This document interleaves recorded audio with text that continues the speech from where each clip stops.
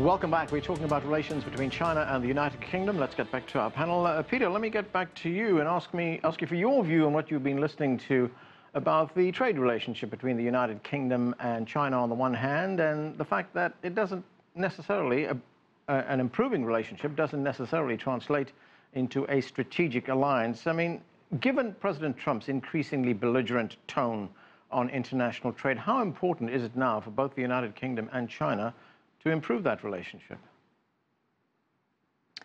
Well, I think the United Kingdom can sort of play an intermediary role between the two nations, especially because the special relation between the UK and the United States.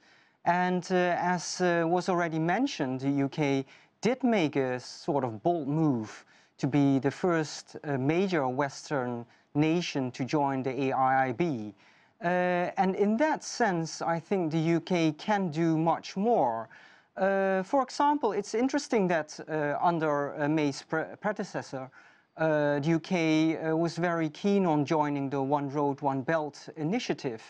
And we already see that there is this major railway link directly between China's EU and London, which brings goods over a distance from 7,500 kilometers from China directly to the UK. So these are examples of, I think, very positive things.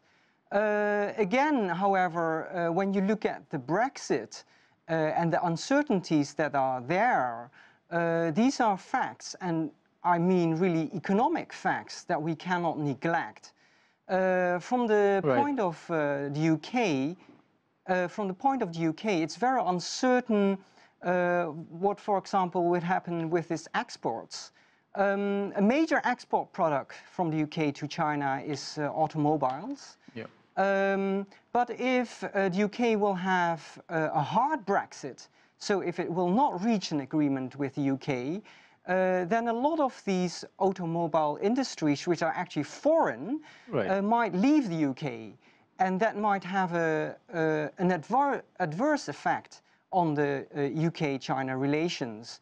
So on the one hand, you see there are positive factors and that are linked to geopolitical things.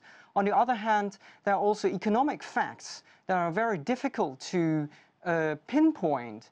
And I think that in the coming few years, the UK-China relationship, trade relationship, will fundamentally change because of Brexit. It's crucially important now for the UK to have a clear agreement with the UK, and China will wait for that before it will make its move. So the UK cannot first move and have a trade agreement with China, because that will not work. China will wait first for the UK to have a deal with the EU before it will make its move with the UK. Okay. Philip, a moment ago you were talking about the rules-based order internationally, a rules-based regime internationally that governs international trade. China, not so long ago, released a white paper in which it reaffirmed its commitment to the WTO. You know, there's general agreement that the WTO needs some kind of reform, and China has acknowledged that as well. Do you think China could count on the UK to reinvigorate the WTO? I mean, that response from China was largely seen as a reaction to the protectionist measures coming out of the White House. Well, honestly, I mean, President Trump clearly and his administration have spoken against the WTO, and they are very much in favor of bilateral deals. So there's actually an issue of China and others wanting to use the WTO as a platform for globalization and global trade. But you know, in Washington, people think otherwise. The other problem with the UK, of course, is because of the Brexit situation, which is quite bad, really, at the moment. It can only speak for itself. And honestly, I don't believe Beijing should count on London for anything, really, except for a possible bilateral trade agreement. But I don't think it's going to happen either in the next 8 months. And remember that China, a few years ago, was actually in favor of the UK staying within the EU. and invested quite a lot in the UK economy just for that reason. And now, of course, that's not what's happening. Yeah. And there are less Chinese investments coming in. And the City of London is losing banks and expats to other cities in Europe, such as Frankfurt or Paris. Nathan, the United States has raised a number of concerns with the Chinese, things like the trade imbalance, the deficit. We've heard a lot about that, the opening up of certain Chinese sectors to US investment, technology transfer. Does the United Kingdom have similar concerns? And conversely, are there sectors in the US, in the UK rather, that are closed to Chinese investment? Yeah, very much so. Look, the UK would love to see the pace of China reform open up, because what's the UK's biggest export at the moment? Look, we talk about cars, it's actually services, financial services, insurance, the gamut, healthcare, all the things that basically the world accuses China of not opening up to. The UK economy would benefit greatly. And I just want to go back to the point of China's reform and opening up in terms of the WTO, because Europe has sort of seemed to have coalesced with China around this potential way out of the trade war, which is basically, let's change the structure of the WTO to address some of the concerns that the US has and others about the opening up, market access, subsidies, all that sort of thing, but within the WTO process to satisfy the Americans. We don't know if we're there yet, but we heard Jean-Claude Juncker talk about that at the press conference. We've heard about that with China, EU, and of course the UK is talking about that as well. Are we seeing a beginning of a coalescence around that?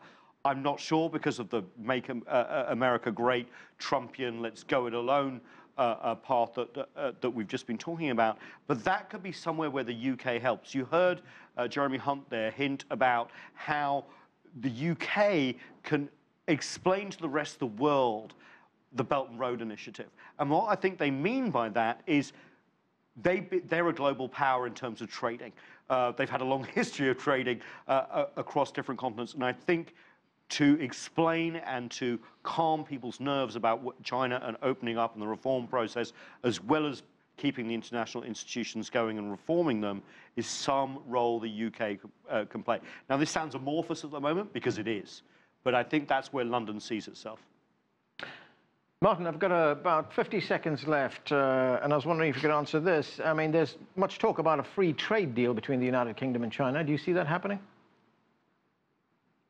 I think it's a possibility, but I think, as was said earlier, it's not imminent. I mean, you know, goodness knows how long it's going to take to sort out a relationship between the EU and the UK. It could be rather longer than we've been looking at. And until that's sorted, it's impossible, it seems to me, for China and the UK to reach some kind of agreement. But I think subsequent to that, it's a serious possibility. And one thing I think is worth bearing in mind here, and that is the British government, or the Conservative Party, is deeply divided between in different factions. And interestingly, I can say, there is quite a strong pro-China faction, actually. Yeah. By pro-China, I mean that China's rise is permanent, and that it is extremely important strategically for Britain to arrive at a closer relationship with China. And and I think that could become an important... Okay. Well, that question is going to be important in the future. Okay, and we're going to have to leave it there. Thanks to all of you for being with us. That's it for this edition of The Heat. I'm Anand Naidu in Washington, D.C. Thanks for being with us.